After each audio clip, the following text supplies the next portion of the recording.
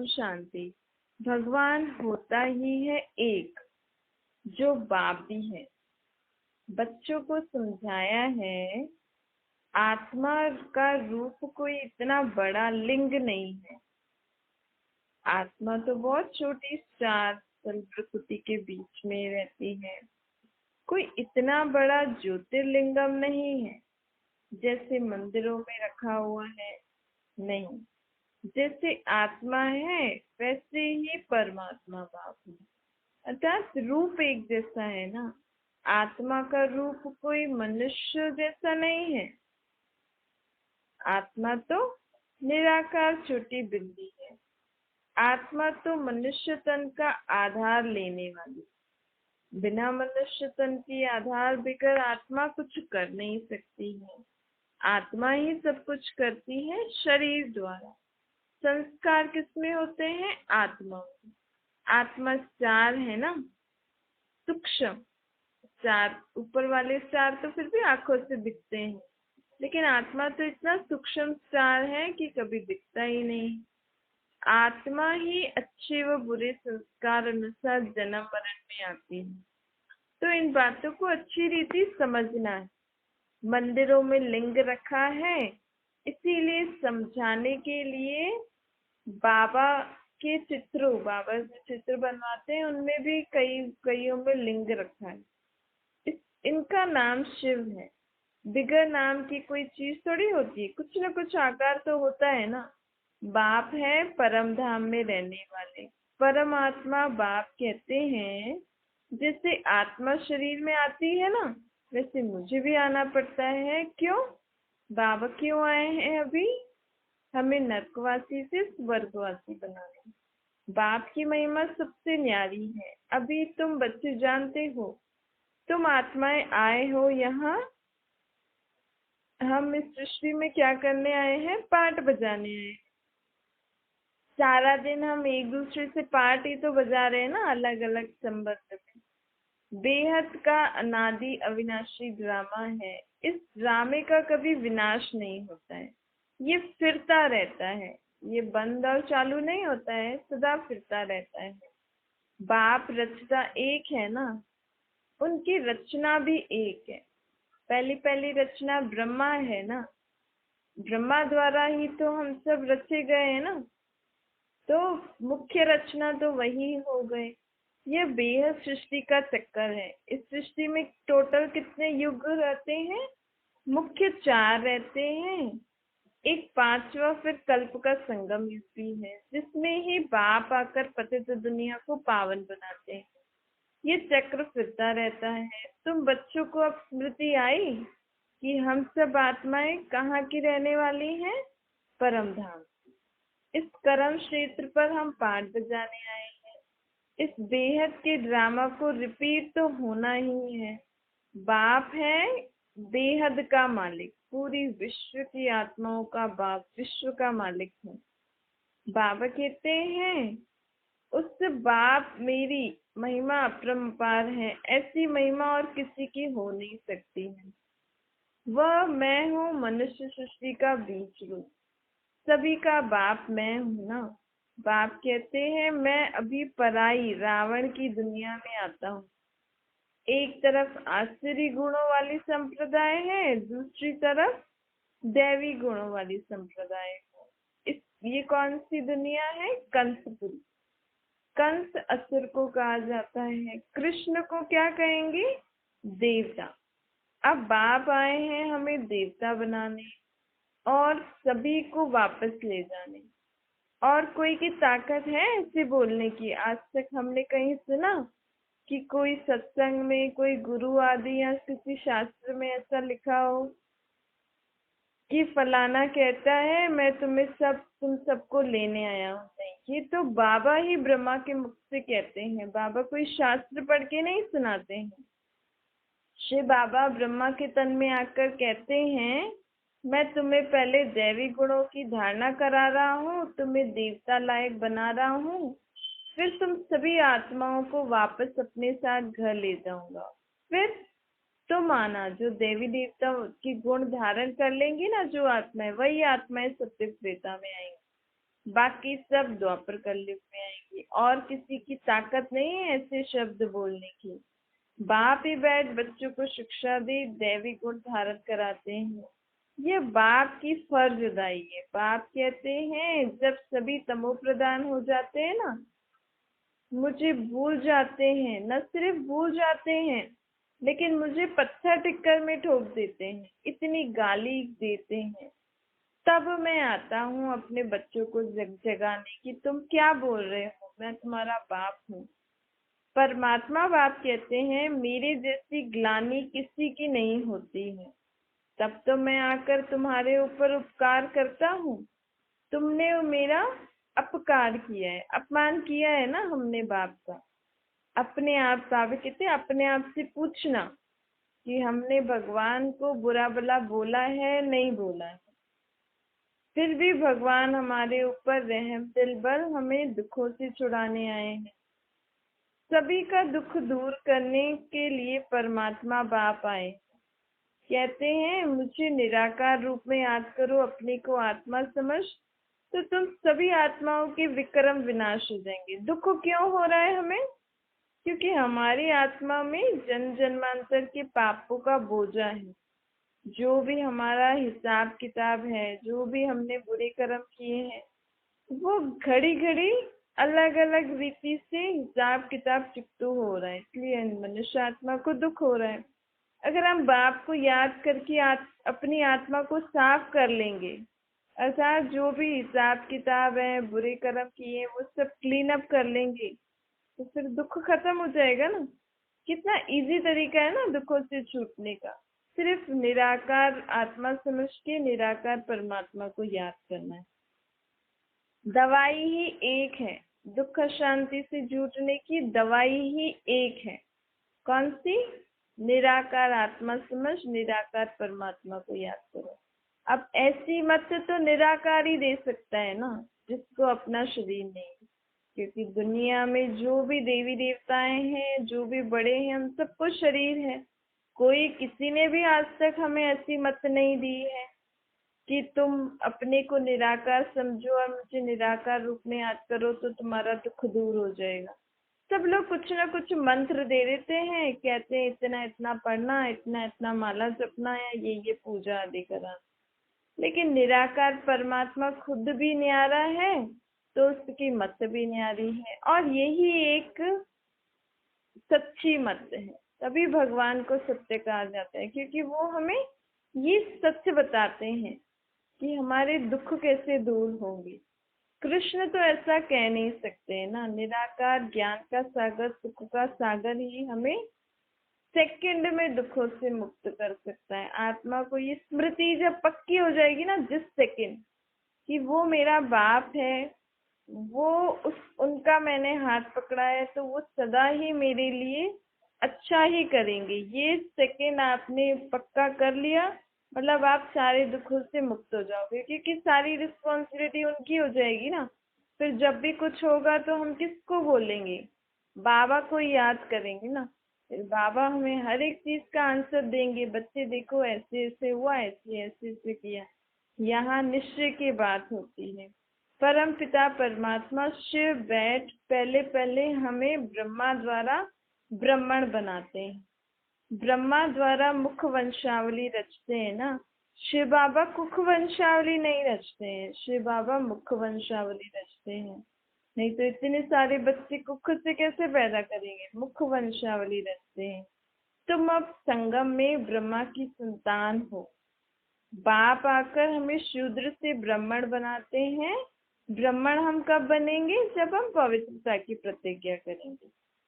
अभी तुम हो ईश्वरीय कुल के। ईश्वर कौन है? निराकार हमारा बाप। ब्रह्मा है साकार।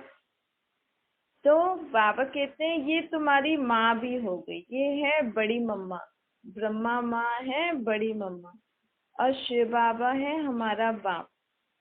तो माता पिता हो गए ना। भक्ति मार्ग में देखो, भारतवासी ही सिर्फ भगवान को माता पिता के रूप में याद करते हैं।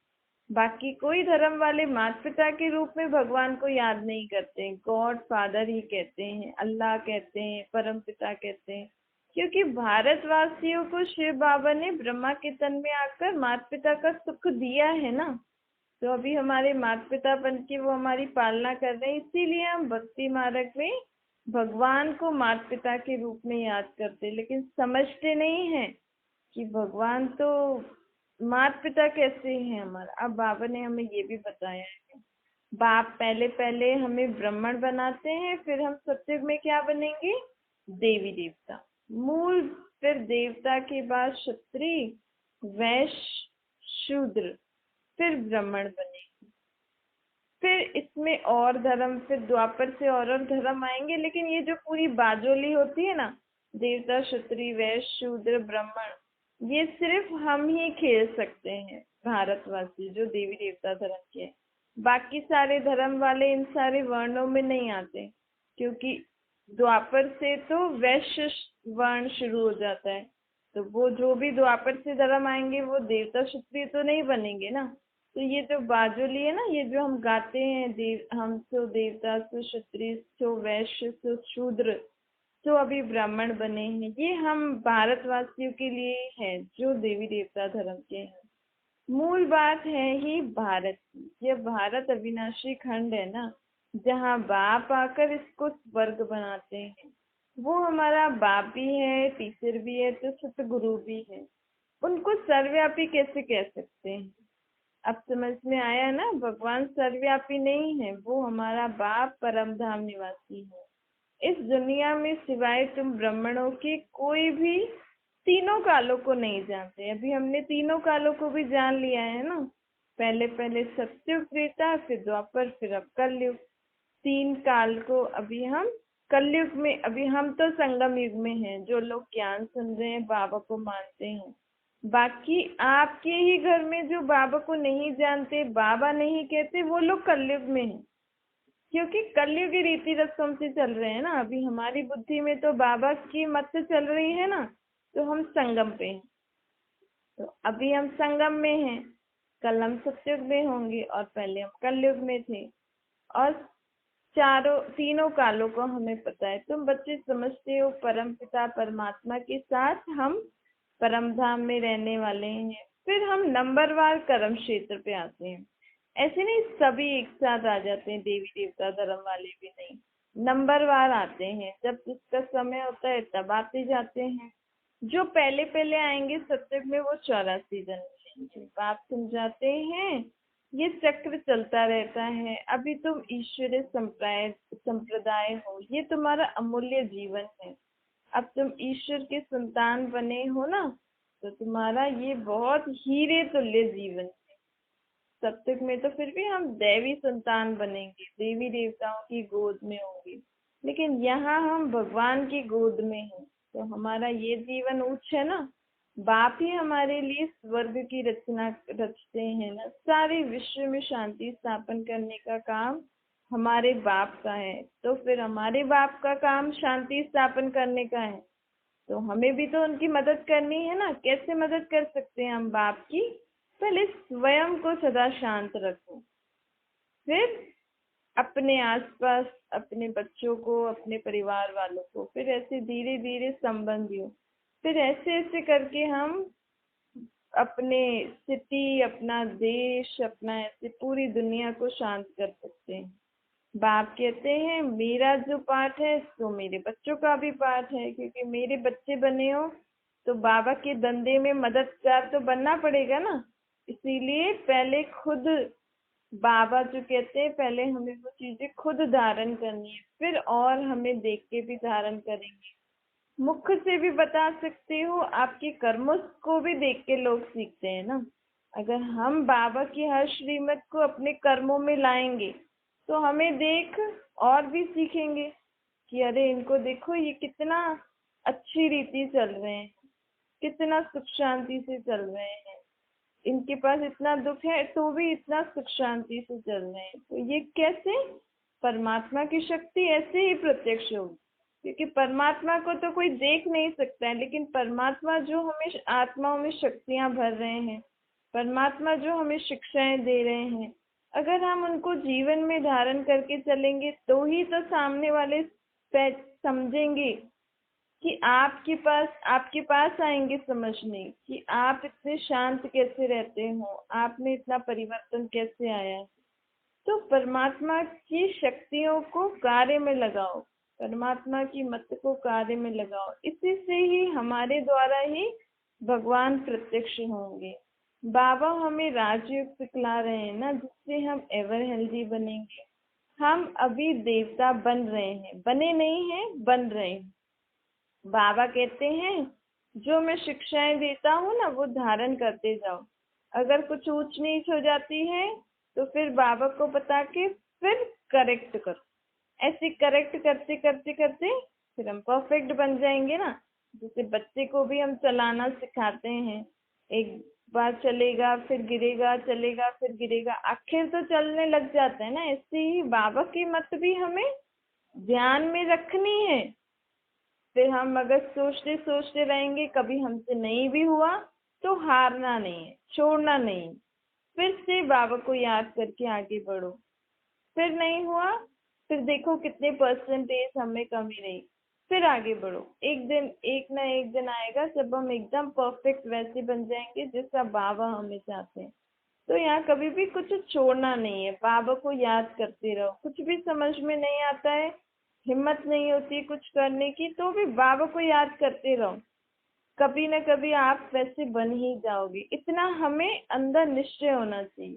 और अगर हमें पक्का निश्चय है कि नहीं मुझे तो अभी अभी ही बनना है, तो बाबा फिर हमारे इस दृढ़ संकल्प कि हमें तो बाबा ने बोला है मुझे अभी ही ऐसा बनना है, आपने ऐसा दृढ़ संकल्प किया और बाबा की आपको मदद मिलती है, फिर आप वैसे उसी समय बन जाते हो, आपको शक्ति मिल जाती है। ये परिवर्तन होता जाता है। बाबा कहते हैं देखो अब मैं तुम्हारे लिए सिरी पर विष्ट ले आया हूँ, सौगात ले आए ना। बाबा कहते बहुत समय से तुम मुझे बुला रहे थे, अब मैं आया हूँ तो बच्चों के लिए कुछ तो सौगात ले आऊंगा ना। तुम्हारे लिए विष्ट स्वर्ग की दुनिया ले आया हूँ, वही दुनिया की स्थापना मैं अभी कर रहा हूँ। तुम सब मेरे बच्चे मददगार हो ना। आश्चर्य मत पर चलते चलते तुम कितने दुखी कंगाल रोगी बन गए हो। अब मैं जो तुम्हें ईश्वरीय मत दे रहा हूँ उस पे चलो तो तुम दैवी राज्य में चले जाओगे। दैवी राज्य में तुम पवित्र सुख शांतिमय जीवन जियोगे। वहां तुम्हारे ऊपर दो ताज होंगे, लाइट का और पवित्रता का। आसुरी दुनिया में तो भर राजाएं वगैरह हैं, लेकिन उनके पास सिंगल ताज है। आज तो वो भी नहीं है, राजाई तो चली गई सबकी, अब है प्रजा का प्रजा पर राज्य। ये पतित सृष्टि अब थोड़े समय के लिए है, फिर यहाँ पे स्वर्ग आएगा। स्थापन करने के लिए परमात्मा श्रीमत देने वाला सर्वशक्तिवान आया हुआ है। ब्रह्मा द्वारा हमें नई सृष्टि की स्थापना के लिए मत दे रहा है। कहते हैं मैं भारत का मोस्ट ओबीडियंट सर्वेंट हूँ। भगवान भारत का मोस्ट ओबीडियंट सर्वेंट है। भगवान बाप भारत को स्वर्ग बनाता हूँ। वहाँ यथा राजा रानी तथा प्रजा सब सुखी होंगे, वहाँ ब्यूटी भी नेचुरल रहती है। लक्ष्मी नारायण को देखो कितने सुंदर लगते हैं ना। हेवनली गॉड फादर हेवन स्थापन करने आए हैं। खुशी की बात है ना, जिसको अभी तक हम याद करते थे वो अब हमारे लिए हेवन की दुनिया बनाने आए। अगर ये बात हमें पक्की याद रहेगी तो दुख की दुनिया में दुख के दृश्य देखते हुए भी हमें दुख नहीं होगा। हमें पता है सभी आत्माओं को पावन बन के सत्युग में नया शरीर लेना है। भारतवासी तो लेंगे ना, बाकी धर्म वाले तो नहीं।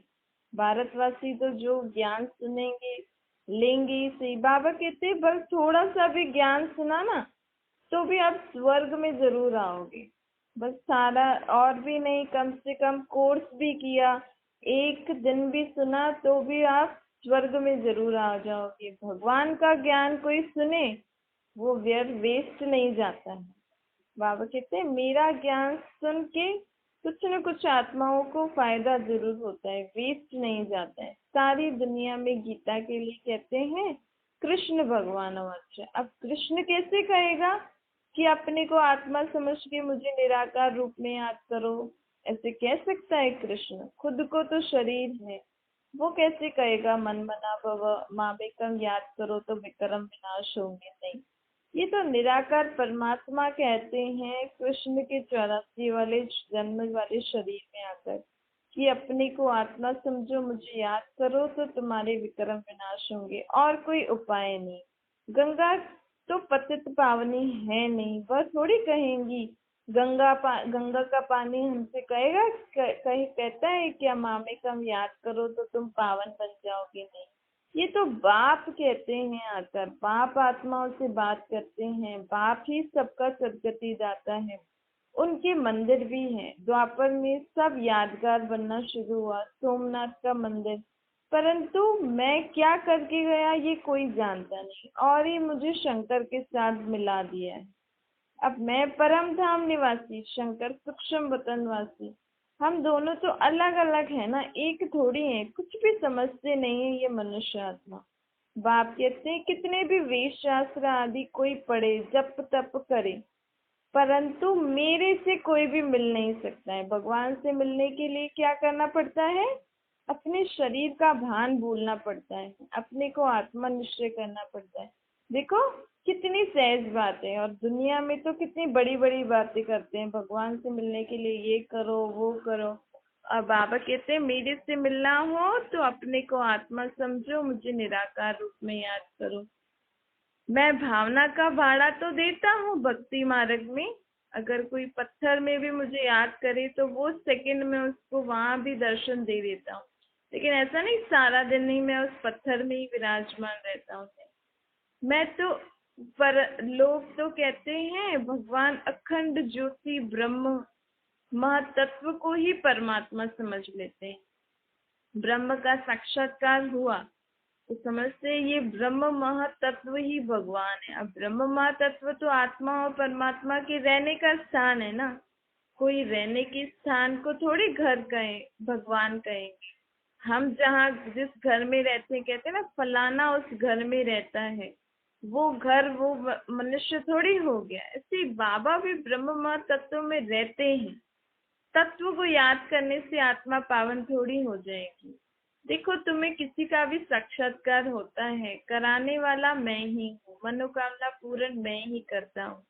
अल्पकाल के लिए मनुष्य आत्मा को खुशी मिल जाती है, लेकिन साक्षात्कार से आत्मा पावन नहीं बनती, इसके विक्रम विनाश नहीं होते हैं। फिर साक्षात्कार होता है, खुशी मिलती है, फिर वैसे का वैसे जीवन जीने लग जाते हैं। बाबा कहते हैं चाहे सारा दिन भी आप गंगा में जाकर बैठ जाओ ना, तो भी आपकी आत्मा पावन नहीं बनेगी, जब तक निराकार बाप को याद नहीं करोगे। पावन अर्थात हमारा जिससे जो भी हिसाब किताब होता है ना, वो सब चुकत हो जाए। पावन अर्थात हम आत्मा एकदम निर्विकारी, कोई भी विकार, बुराई, बुरे स्वभाव संस्कार, बुरी बातें, जो पुरानी दुख भरी बातें होती हैं, या पुरानी ऐसी ऐसी जो भी चीजें हमारी मन में आती रहती हैं, ये सब कुछ खत्म हो जाना, इसको कहा जाता है पावन, शुद्ध, पवित्र। पवित्र दुनिया के मालिक बनने वाले हैं ना हम। बाबा कहते हैं और कोई सत्संगों में हमें ऐसी प्राप्ति नहीं होती। भाई यहाँ तो बाबा हमें डायरेक्ट कहते हैं इस ज्ञान से हमें 21 जन्मों का वर्षा मिलेगा, हम सत्युग में देवी देवताओं का पद प्राप्त करेंगे।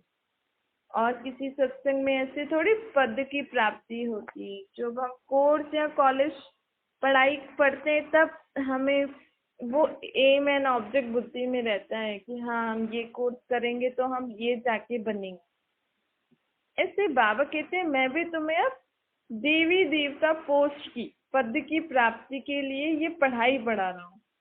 उसके लिए हमें यहाँ ही सब कुछ धारण करना है।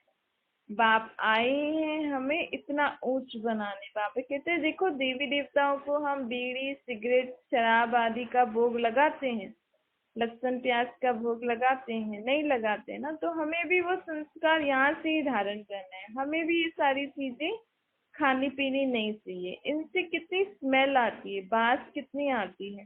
चाहे हम लहसुन प्याज ही खाएं तो कितनी बास आती है ना। तो बाबा कहते हैं ऐसी चीजें जो हम देवी देवताओं को ही भोग नहीं लगाते तो हम कैसे खा सकते हैं।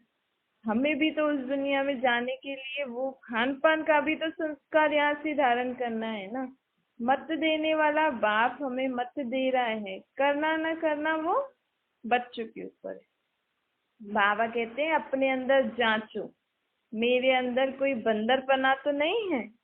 अगर बंदरपना है तो उसको निकालो।